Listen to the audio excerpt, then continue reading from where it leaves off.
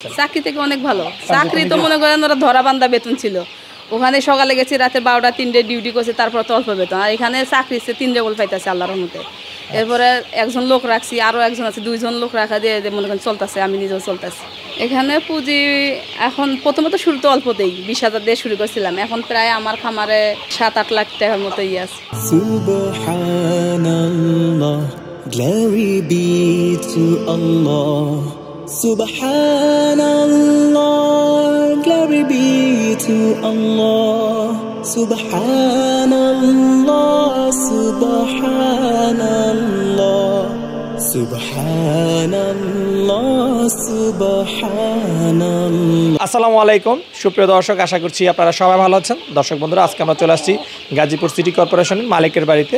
একজন নারী উদ্যোক্তার টাইগার মুরগির খামার আপনারা দেখতে পাচ্ছেন। আমার পাশেই রয়েছে একজন নারী উদ্যোক্তা, যিনি প্রথমে গার্মেন্টসে চাকরি করতেন। তো উনি চাকরির পাশাপাশি প্রথমে মাত্র 20টি মুরগি দিয়ে ওনার এই খামারে যাত্রা শুরু। উনি শখ করে 20টি মুরগি প্রথমে সংগ্রহ করেছিলেন, এরপরে উনি 300 মুরগি দিয়ে ওনার খামারে যাত্রা শুরু করে এবং 3.5 বছর যাবৎ উনি এই খামারের সাথে যুক্ত রয়েছেন। এখন চাকরি বাদ দিয়ে কিন্তু উনি সম্পূর্ণ বাণিজ্যিকভাবে এই খামারটি পরিচালনা করতেছেন। আজকে আমরা আপনাদেরকে নারী উদ্যোক্তা সালমাপুর সফলতার গল্পে আপনাদেরকে জানার চেষ্টা করব।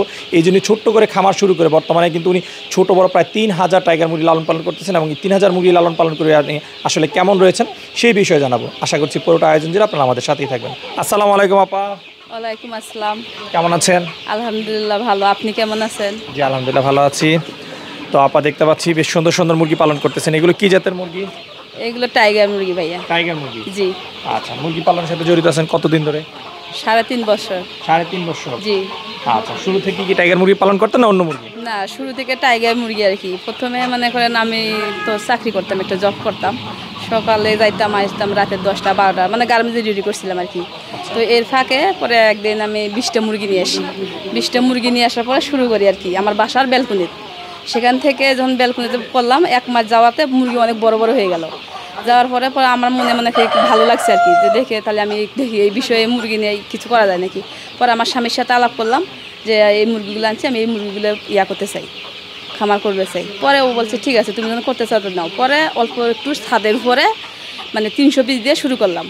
300 পিস দিয়ে শুরু করলাম। 300 পিস মনে করে মাংসের জন্য বিক্রি করে দিছি। দেওয়ার পরে আবার ওই মাংস দেওয়ার পর যখন একটু আমি লাভ পাইছি, এরপরে আমাকে আবার 600 পিস নিয়েছি, নিয়ে এসে ডিমের জন্য শুরু করলাম।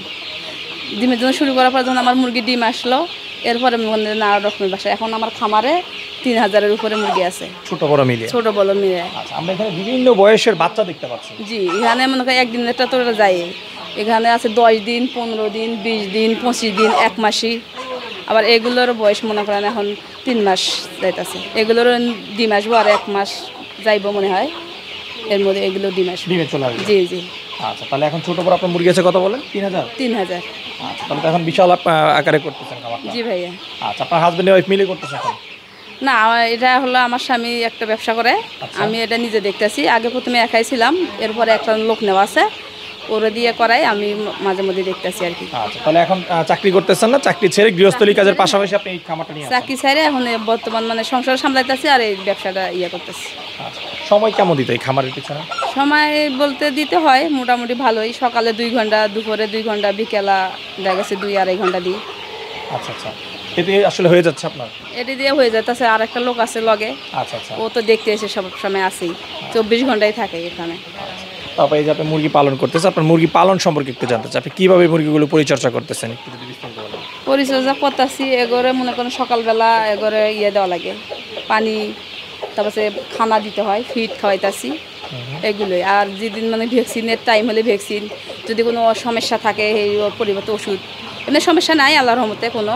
যদি ঠান্ডা লাগলে ঠান্ডার ওষুধ খাওয়াই দেই, বা কোনো অসুখ হলে যদি আমাশা ধরে এই আমাশা ওষুধ খাওয়াই দেই, বা কোনো থাকলে মানে যে কোনো সমস্যা আর কি।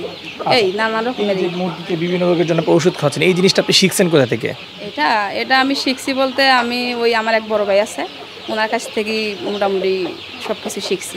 আচ্ছা, মানে প্রশিক্ষণ ছাড়া বড় ভাইয়ের কাছ থেকে সব কিছু শিখে নিচ্ছেন? সব কিছু ওনার কাছ থেকে শিখে আমি মোটামুটি এগুলো জানি। এমনি তো আপনার কোনো সমস্যা হচ্ছে না এইভাবে মুরগি পালন করতে? না, আমার কোনো সমস্যা হয় না। আর আমি ওদের মানুষ অনেকেই বলে, সবাই তো আর এক সমান হয় না। আমি এমনি এ পর্যন্ত 3.5 বছরে কোনো ক্ষতিগ্রস্ত হইনি। আচ্ছা, আমি এর মধ্যে মানে 3.5 বছরের মধ্যে শুধু ঠান্ডা পাইছিলাম একবার, আর আমাশা পাইছিল, আমি ওই লগে লগে বুঝার পরে আমি ওষুধ করছি, আমার মুরগি ভালো, আর কোনো সমস্যা হয় না ইনশাআল্লাহ। 3.5 বছরের মধ্যে আপনার কোনো লস হয় নাই? না না, আমার কোনো লস হয় নাই। আমরা তো জানি যে ব্যবসায় লাভ হয়, লস হয়, মাঝে মধ্যে মুরগির দাম কমে যায়, হ্যাঁ, হয়তো বা বেশিরভাগ সময় হয়তো লাভ হয় 7-8 মাস, বা 3-4 মাস তো লস যাওয়ার কথা, বাট আপনার 3.5 বছরই লস যায়। অনেকে তো বিশ্বাস করতে চাইবেন এই বিষয়ে। না না, এটা লস লাভ বলতে আমি বলি ওই যে যদি অসুস্থ হয়েছে, যদি লস কার হয়, যারা অসুখ বলছে না, দেখা গেছে যে মানে একটা অসুখ হয়ে গেছে বাচ্চার, না বুঝে তখন অনেকের মনে করে মরে যায়, সব দিন হেরা মনে করেন লস পায়। আর যার মধ্যে আমি বুঝতে পারছি যে মানে লস বলতে কি একবারে লাভ বোঝে না, মানে লস হয় নাই, হ্যাঁ সমান সমান ছিল, আমি লস খাই নাই আর কি, এটা বলতে চাইতেছি। ওই তো অনেকে বলে যে আমার লস হয়েছে, ওদের দেখা গেছে ঠান্ডা লাগছে, এই ওষুধ বুঝে নাই, ঠান্ডা লাগার পরে তো অন্যরকম অসুখ হয়, সেই মুরগি টিকানো যাবে না। যদি মানে 2-4 দিন পার হয়ে যাওয়ার পরে যে না বুঝতে পারে, তখন সেই মুরগি তো সমস্যা হয়ে যাবে নানা রকমের। আপনি তো আবার শুরু যখন করেছিলেন, আপনি বললেন যে প্রথমে আপনি করেছিলেন মাংসের জন্য, তারপরে এক বেস করে আপনি চলে আসছেন, আপনি কি বলে ডিমের মুরগিতে চলে আসছেন। জি জি। আচ্ছা, এখনও কি সে আপনি ডিমের মুরগিতে রয়েছেন নাকি আপনি মাংসের জন্য পালন করতেছেন? মাংসের জন্য পালন করা এখন হয় না, মানে এখন আমি করতে পারি না, আমি সব ডিমের জন্য করি, কিন্তু ওখান থেকে বিক্রি হয়ে যায়। আচ্ছা আচ্ছা। তো সালমা আপা, এই যে আপনি বাচ্চা উৎপাদন করতেছেন, বাচ্চা বিক্রি করছেন, প্রতি মাসে আপনি কি পরিমাণ বাচ্চা উৎপাদন হচ্ছে এবং বিক্রি হচ্ছে? প্রতি মাসে বাচ্চা বিক্রি হতে প্রায় 5,000-এর উপরে যায়। 5,000 জিরো বাচ্চা বা জিরো বাচ্চা তারও বেশি, এটা কোনো নেই। বোর্ডিং বাচ্চা এমন হয় 2,500, 2,000, 3,000, যখন যেরকম আর কি। তাহলে এখন তো আপনার আয় হচ্ছে বাচ্চা বিক্রি করে নাকি বড় মুরগি বিক্রি করতেছেন? বড় মুরগির ফাঁকে ফাঁকে 2-4টে যায়, যেটা চায় আসে মানে নিয়ে, আর এমনি বাচ্চাই বোর্ডিং করা বাচ্চা বেশি বিক্রি হইতেছে, জিরো বাচ্চা একদিনের বাচ্চা বেশি বিক্রি হইতেছে। আচ্ছা আচ্ছা। এই যে আপনি খামারটা পরিচালনা করতেছেন, আপনি এখানে কেমন পুঁজি বিনিয়োগ করা আছে? এখানে পুঁজি এখন প্রথমত শুরুতে অল্পতেই 20,000 দিয়ে শুরু করছিলাম, এখন প্রায় আমার খামারে 7-8 লাখ টাকার মতো আছে। প্রায় 7-8 লাখ টাকা? জি জি। আচ্ছা আচ্ছা। এই যে আপনার 7-8 লাখ টাকা বিনিয়োগ করা হচ্ছে, প্রথম অল্প দিয়ে শুরু করেছিলেন, সকল খরচ বাদ দিয়ে এখন আপনার কেমন কি লাভ লস থাকতেছে? থাকে মোটামুটি ভালো, আচ্ছা। যদি কোনো মাসে কম করে হলে লস নাই, মানে সমান সমান হলেও থাকে, মানে ওরকম লসের ইয়েতে নাই, মোটামুটি আছে আলহামদুলিল্লাহ ভালো। আচ্ছা, তাহলে তো চাকরি থেকে অনেক ভালো আছে। চাকরি থেকে অনেক ভালো, চাকরি তো মনে করেন ওরা ধরা বান্ধা বেতন ছিল, ওখানে সকালে গেছি রাতে 12টা 3টে ডিউটি করছে, তারপর তো অল্প বেতন। আর এখানে চাকরি 3 রেবল পাইতেছে আল্লাহর রহমতে। এরপরে একজন লোক রাখছি, আরও একজন আছে, 2জন লোক রাখা দিয়ে মনে করেন চলতেছে, আমি নিজেও চলতেছি। আচ্ছা আচ্ছা।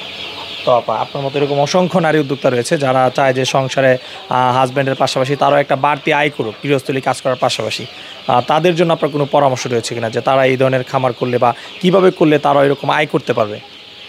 যারা নতুন আর কি ভাই বা বোন যারা করতে চায়, আমার হিসেবে প্রথমে অল্প করে নিয়ে যায় শুরু করে দেখুক যে কীরকম হয়। প্রথমে মাংসের জন্য করলে বেস্ট হয়, এরপরে যা ডিমের জন্য করলে ভালো হবে আর কি। তাহলে মনে করেন হয়তো দেখা গেছে স্বামী একজনের জব করলে অনেক সময় হয় না, সংসারে সব সময় অভাব অনটন লাগিয়ে থাকে।